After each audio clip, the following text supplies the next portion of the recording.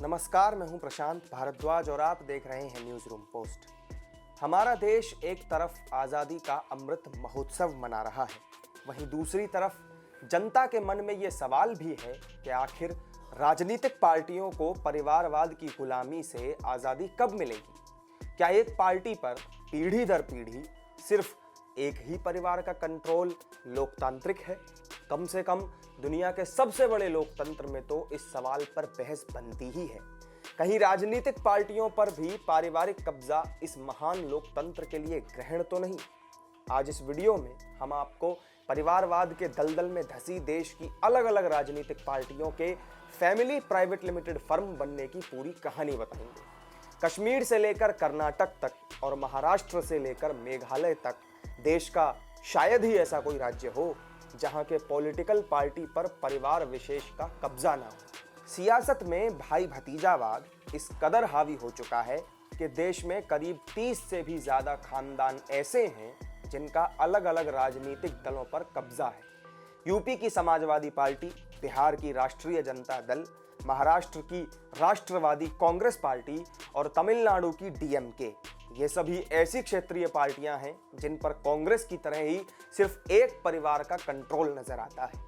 क्या लोकतंत्र के नाम पर जनता से वोट मांगने वाली ये पार्टियां एक प्राइवेट लिमिटेड कंपनी बन चुकी हैं? ये सवाल इसलिए अहम है क्योंकि इन दलों में राजनीतिक उत्तराधिकारी लोकतांत्रिक तरीके से नहीं बल्कि खानदान से तय किए जाते हैं। कभी कभी तो ये सवाल भी उठता है कि ये लोकतांत्रिक पार्टियां हैं या फिर किसी परिवार विशेष की कॉपीराइट संपत्ति है।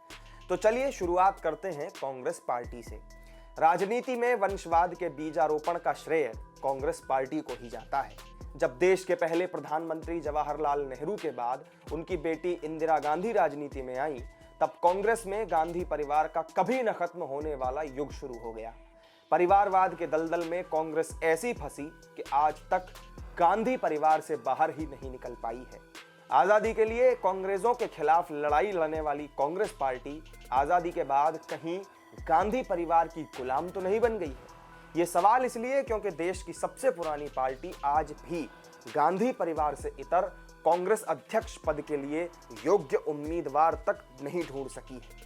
जवाहरलाल नेहरू की बेटी इंदिरा गांधी के राजनीति में आने के बाद से ही गांधी परिवार पर परिवारवाद का आरोप लगा, लेकिन तब से लेकर आज तक कांग्रेस कभी भी गांधी परिवार के दायरे से बाहर ही नहीं निकल सकी। इंदिरा गांधी के बाद उनके बेटे संजय गांधी, फिर राजीव गांधी और फिर सोनिया गांधी और अब मौजूदा वक्त में गांधी परिवार की चौथी पीढ़ी के राहुल गांधी और प्रियंका गांधी राजनीति में अपनी किस्मत आजमा रहे हैं। इसमें कोई शक नहीं कि आज देश में कांग्रेस फैमिली कंट्रोल पार्टी का सबसे बड़ा उदाहरण बन चुकी है। पार्टियों पर पारिवारिक कंट्रोल का कल्चर कांग्रेस ने शुरू किया और फिर अलग अलग राज्यों में कई परिवारों ने इसे आगे बढ़ाया। क्षेत्रीय दलों में भी फैमिली कंट्रोल का कल्चर तेजी से बढ़ा है। इन पार्टियों में परिवारवाद जिस कदर हावी हो रहा है, उससे ये दल सिर्फ वंशवादी पार्टी बनते नजर आ रहे हैं। तो अब बात करते हैं समाजवादी पार्टी की। सियासत में समाजवाद का सूत्रपात करने वाले डॉक्टर राम मनोहर लोहिया ने वंशवाद की राजनीति का पुरजोर विरोध किया था।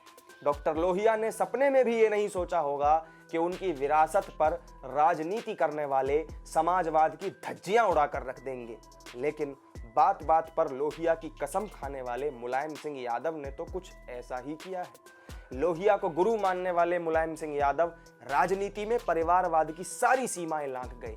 यही वजह है कि आज समाजवादी पार्टी यूपी के साथ साथ देश की सियासत में भी वंशवाद का एक बड़ा उदाहरण है। समाजवादी पार्टी की स्थापना मुलायम सिंह यादव ने 1992 में की थी और आज इस पार्टी के अध्यक्ष अखिलेश यादव हैं। पार्टी के ज्यादातर प्रमुख पदों पर मुलायम सिंह यादव परिवार के लोग ही हैं। साल 2012 में उत्तर प्रदेश में समाजवादी पार्टी की जीत के बाद मुलायम सिंह यादव ने अपने बेटे अखिलेश को मुख्यमंत्री की कुर्सी पर बिठाया। बाद में अखिलेश यादव सांसद और फिर पार्टी के अध्यक्ष भी बन गए। अखिलेश यादव की पत्नी डिंपल यादव भी कन्नौज से समाजवादी पार्टी की सांसद हैं। आज मुलायम सिंह यादव के परिवार के 5 सदस्य सांसद या विधायक हैं। मुलायम सिंह अपने आधे से ज्यादा रिश्तेदारों को राजनीति में ला चुके हैं, जो केंद्र या उत्तर प्रदेश में अलग अलग पदों पर कार्यरत हैं। तो समाजवादी पार्टी के बाद अब बात करते हैं बिहार की आरजेडी की। खुद को डॉक्टर राम मनोहर लोहिया का शिष्य बताने वाले लालू यादव ने भी राजनीति में परिवार का परचम बुलंद किया। लालू प्रसाद यादव की राष्ट्रीय जनता दल पर भी एक परिवार विशेष का कंट्रोल है। लालू यादव इस पार्टी में अपनी पत्नी, साले, बेटा और बेटी सभी को शामिल कर चुके हैं। 1997 में लालू प्रसाद यादव ने जनता दल से अलग होकर राष्ट्रीय जनता दल की स्थापना की थी। इसके बाद लालू यादव कई सालों तक बिहार के मुख्यमंत्री रहे। जब लालू को चारा घोटाले में आरोपी बनाया गया तो उन्होंने सीएम पद से इस्तीफा देकर अपनी पत्नी राबड़ी देवी को बिहार का मुख्यमंत्री बना दिया। इसी दौरान लालू यादव ने अपने दोनों साले साधु यादव और सुभाष यादव की भी राजनीति में एंट्री करा दी। हालांकि पारिवारिक विवाद की वजह से ये दोनों लालू से बाद में अलग भी हो गए। वैसे तो लालू यादव आरजेडी के अध्यक्ष हैं, लेकिन उनके जेल जाने के बाद से इस पार्टी की कमान उनके बेटे तेजस्वी यादव के हाथों में ही है। लालू यादव के उत्तराधिकारी को लेकर उनके दो बेटों तेज प्रताप और तेजस्वी में लंबे वक्त तक विवाद भी रहा। लालू यादव की बेटी मीसा भारती 2016 में राज्यसभा की सदस्य बनी थी। तो अब आपको बताते हैं महाराष्ट्र की एनसीपी में शरद पवार एंड फैमिली के दबदबे की कहानी। शरद पवार को भारतीय राजनीति में भाई भतीजावाद के लिए हमेशा याद रखा जाएगा। असल में आज एनसीपी भी पवार की पारिवारिक पार्टी बनकर रह गई है।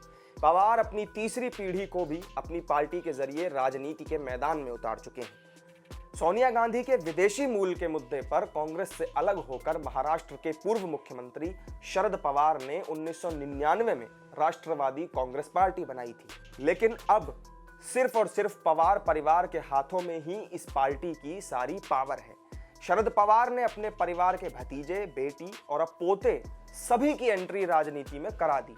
शरद पवार के भतीजे अजीत पवार फिलहाल महाराष्ट्र के उप मुख्यमंत्री हैं, जबकि उनकी बेटी सुप्रिया सुले सांसद हैं। और यही नहीं, शरद पवार अपने पोते पार्थ पवार को भी अपनी सीट से चुनाव लड़वा चुके हैं। तो अब चलते हैं पंजाब और आपको बताते हैं अकाली दल के प्राइवेट लिमिटेड कंपनी बनने की कहानी। शिरोमणि अकाली दल की बात करें तो पंजाब के पूर्व मुख्यमंत्री प्रकाश सिंह बादल ने भी अपने ही परिवार को राजनीति में आगे बढ़ाने का काम किया। फिलहाल उनके बेटे सुखबीर सिंह बादल अकाली दल के अध्यक्ष हैं। वो पंजाब के पूर्व उप मुख्यमंत्री भी रह चुके हैं। सुखबीर सिंह बादल की पत्नी हरसिमरत कौर बादल भी सांसद हैं। बादल परिवार के करीब दर्जन भर सदस्य पार्टी के अलग अलग पदों पर बैठे हुए हैं। तो पंजाब के बाद अब बात करते हैं तमिलनाडु की सत्तारूढ़ पार्टी डीएमके की। दक्षिण भारत का सबसे मजबूत माने जाने वाला करुणानिधि परिवार पार्टी पर फैमिली कंट्रोल का एक और उदाहरण है। तमिलनाडु की द्रविड़ मुनेत्र कजगम यानी कि डीएमके पर करुणानिधि परिवार का पूरा वर्चस्व है। अपने निधन से पहले करुणानिधि करीब 50 साल तक डीएमके के अध्यक्ष बने रहे। आज डीएमके में करुणानिधि के बेटे एमके स्टालिन और उनकी बेटी कनिमोझी का बोलबाला है। तमिलनाडु के मुख्यमंत्री एमके स्टालिन के हाथ में डीएमके की कमान है। करुणानिधि के दूसरे बेटे एमके अलागिरी डीएमके छोड़कर अपनी अलग पार्टी बना चुके हैं। करुणानिधि परिवार अक्सर आपसी कलह और भ्रष्टाचार के आरोपों की वजह से सुर्खियों में रहता है। इनमें एमके स्टालिन और कनिमोझी पर भ्रष्टाचार के कई गंभीर आरोप लग चुके हैं।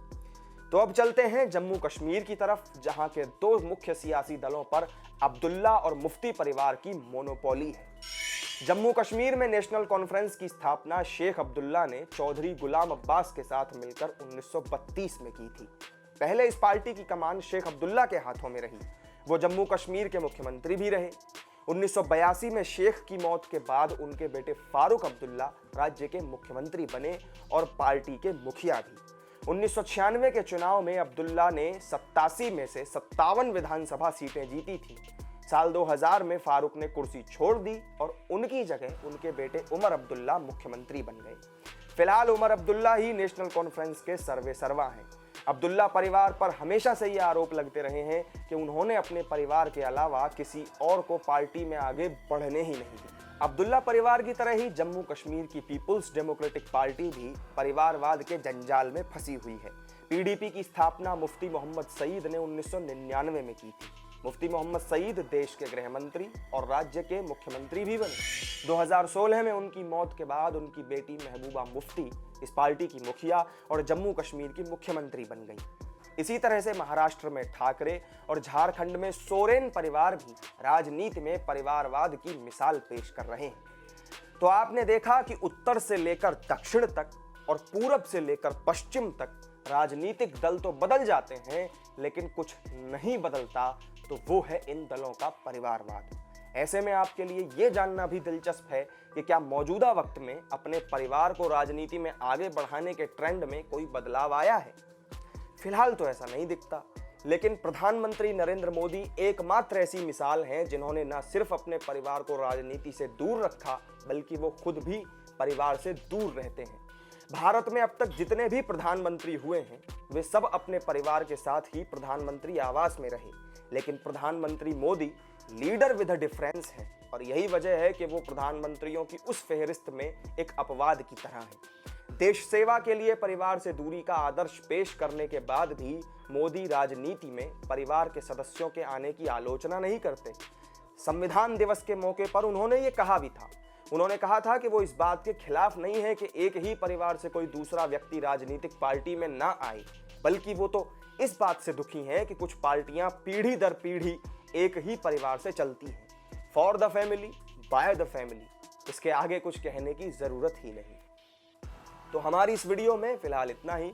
फिर मिलेंगे नई वीडियो में नई जानकारी के साथ। तब तक आप जुड़े रहिए हमारे साथ और देखते रहिए न्यूज़ रूम पोस्ट। नमस्कार।